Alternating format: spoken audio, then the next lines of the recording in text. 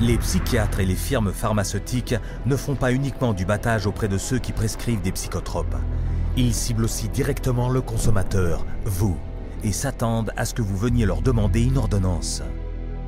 The direct-to-consumer advertising is instilling the notion in every human being that something is mentally wrong, something needs correction. That drives people to see a psychiatrist to help to mitigate this by dispensing the medication, by dispensing a drug that they have had pushed on them on countless television ads, countless magazine ads, and countless print ads that say, hey, there's something wrong with you, go get help for it. C'est à la télévision que l'on constate surtout cette explosion de publicité vers le consommateur. Cela n'a pas toujours été le cas.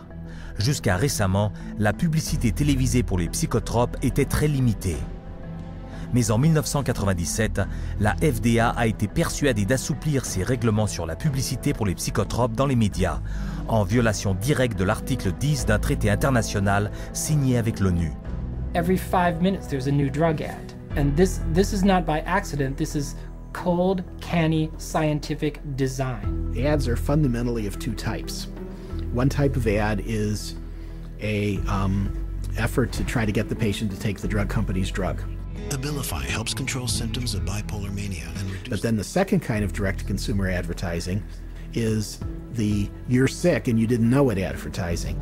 You could be suffering from generalized anxiety disorder. Because they want to create sales, so what they're going to do is tell people, do you have these symptoms? Do you have this disease? Do you have this particular condition? But they hit it so hard on television that people say, ask your doctor, ask your doctor. Every commercial is a referral to the doctor. See, they're working for each other. Ask your doctor about Cymbalta. Depression hurts. Cymbalta can help. I can go to my doctor and say, here are my symptoms, and walk out with the prescription I want. I can ask for a drug by name, and most of the time I'll be given the drug. So basically I'm my own doctor. The industry defends what it's doing by saying this is some kind of public health education campaign. And I'm sorry, I think if you go to an advertising agency, you're advertising. Dès le début, la publicité télévisée pour les psychotropes a connu un succès phénoménal. Les 3 premières années, les ventes de psychotropes ont augmenté de 250%. L'industrie pharmaceutique dépense 2,9 milliards de dollars par an pour la publicité télévisée et fait maintenant un chiffre d'affaires plus haut que jamais. Une fois que les patients affluent dans les cabinets des psychiatres, ils se font prendre au piège avec un autre stratagème de vente, les échantillons gratuits. The industry is willing to give out millions of dollars worth of free samples because it generates billions of dollars in sales. You want a prescription and you want Prozac written forever as a maintenance therapy. So you establish that with some free Prozac up front. Here, take this sample, it doesn't cost you anything, and then if you like it or if it seems to work, then we'll make a prescription, but you're going to have to pay for that prescription. The sample is free. So it's really a marketing technique. They got a cash cow. Zero refill means you've got to go back to the doctor for another consultation, for another subscription, and it just goes forever. This is business. This is money. Leur marketing direct auprès du consommateur est parfois positionné en tant qu'information publique. Les psychiatres utilisent régulièrement les médias pour avertir le grand public des dernières épidémies de maladies mentales et lui fourguer le fruit de leurs dernières recherches.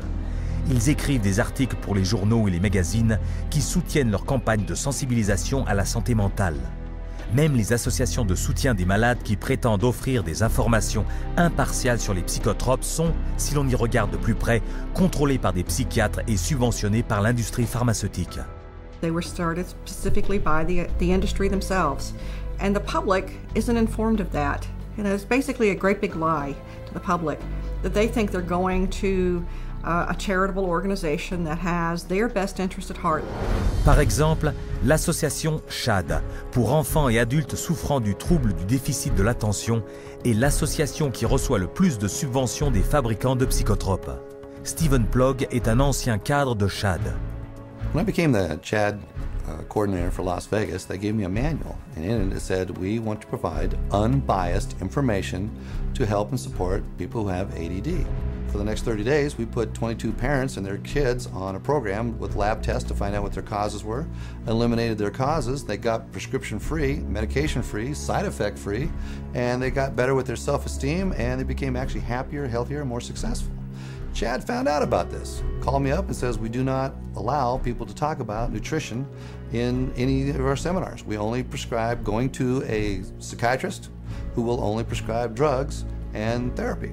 So they said you can no longer work with us, and they fired me for simply recommending that parents go get a lab test, find out what the causes are, and eliminate the causes. They do not allow that. They only allow medication and psychiatric treatment.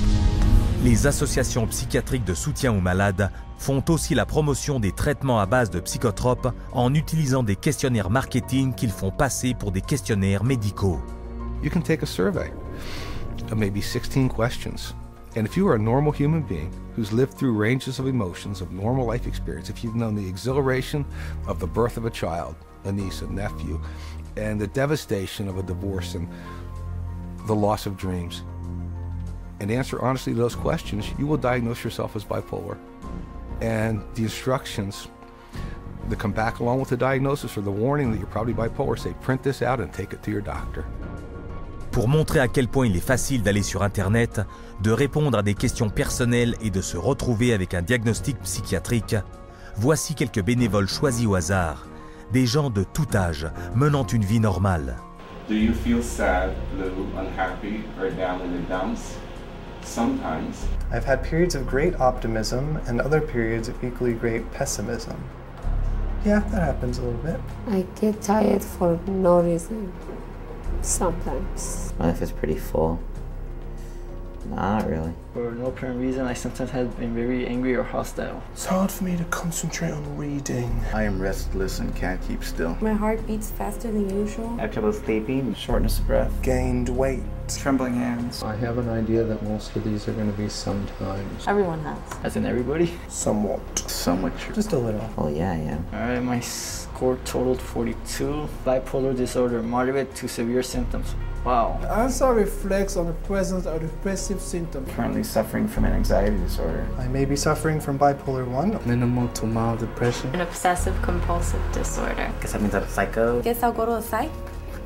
Try to see if I could work it out, get some meds or something. Résultat, des troubles mentaux ont été diagnostiqués chez 50% de ces personnes à qui on a conseillé de suivre un traitement. De la sorte, la moitié de la population américaine, 150 millions de personnes, pourrait être catégorisée comme mentalement malade.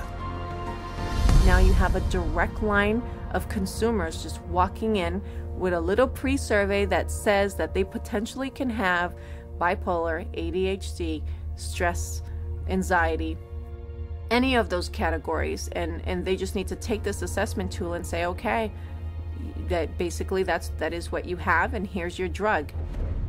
Les psychiatres veulent maintenant rendre ces tests d'évaluation obligatoires.